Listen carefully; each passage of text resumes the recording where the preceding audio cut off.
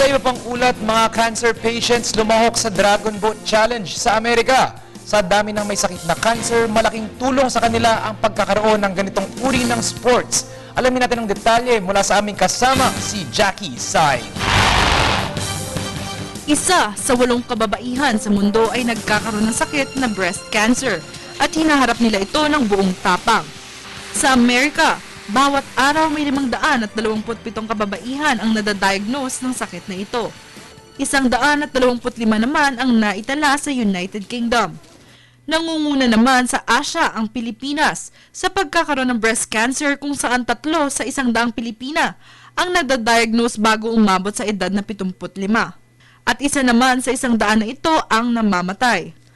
Kaya naman ang matuklasan ng Dragon Boat Racing na binuo ng Go Pink DC sa Anacostia River ng United States, maraming breast cancer survivors at taga-suporta ang natuwa dito. I love the team spirit, and I just love everything about it. It's like a floating support group on the water.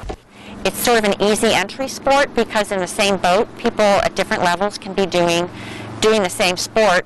It's hard, but I think you have to challenge yourself in life. This is something I look forward to. I get to be out here with my sisters and supporters, and they understand what I'm going through, and they help motivate me. So it makes me stronger, and it makes... Sa dami ng mga kababaihang naaapektuhan nito, malaking tulong na sa mga survivors at pasyente ang pagkakaroon ng sports gaya nito.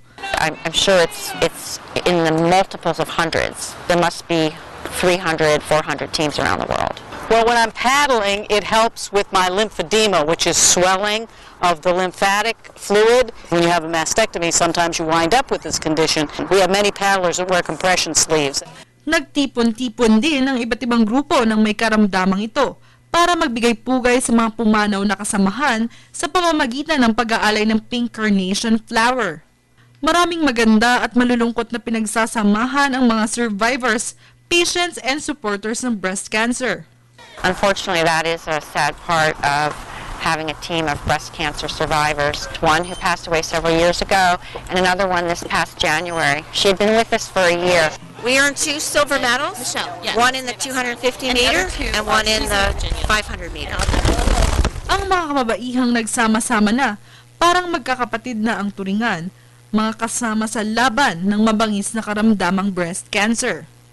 Para sa Telebisyon ng Bayan, Jackie Sai.